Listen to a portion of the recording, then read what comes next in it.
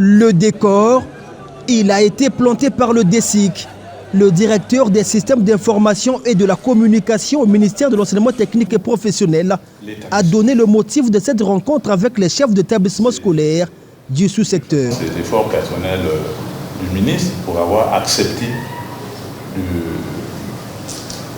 de valider notre commande de ces machines-là. Vous aurez la possibilité, quand vous êtes devant votre ordinateur connecté, vous pouvez tout voir. Vous n'êtes pas obligé de savoir, d'aller suivre la télévision pour savoir les activités du ministre. S'en est suivi le symbolisme. J'y vais.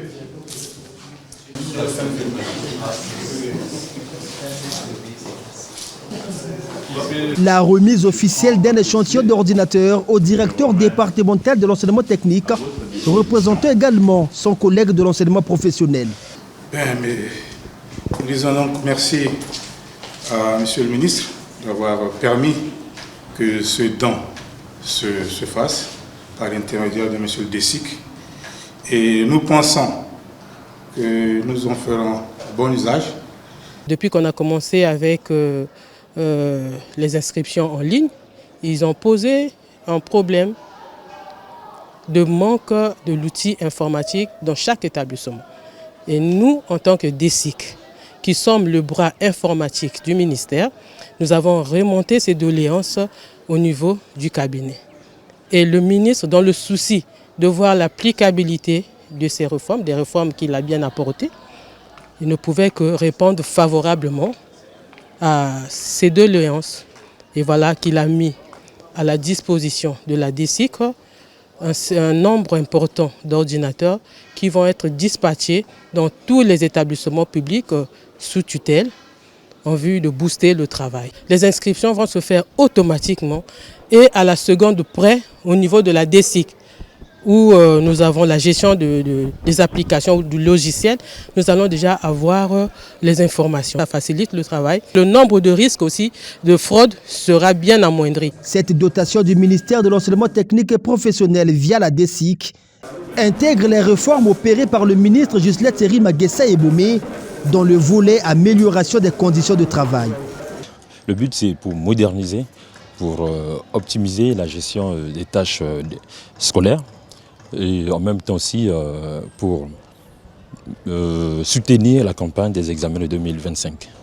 Parce que désormais, grâce à notre plateforme Congo-du-Soft, ces établissements sont capables de gérer, d'effectuer des inscriptions en ligne, de gérer des gestions scolaires des établissements. Réceptionnant ces outils informatiques, les gestionnaires des établissements scolaires pensent que tout va désormais changer de manière positive. Ça facilite le travail, ça donne vraiment cette rapidité et aussi la sécurité dans tout ce que nous faisons comme démarche pour l'inscription de nos enfants. Parlons des inscriptions, il faut dire qu'il y a deux phases.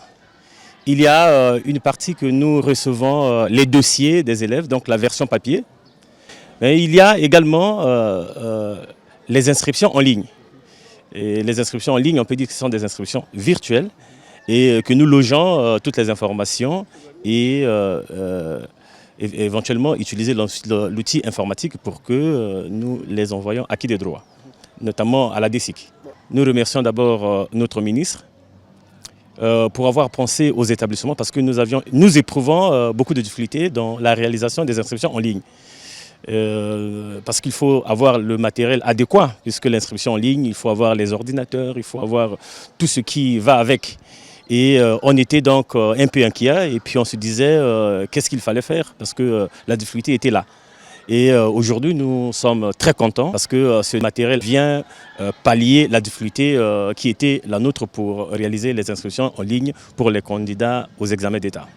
La gestion efficace des inscriptions en ligne des apprenants en classe d'examen, le ministère de l'enseignement technique et professionnel en a fait l'une des priorités.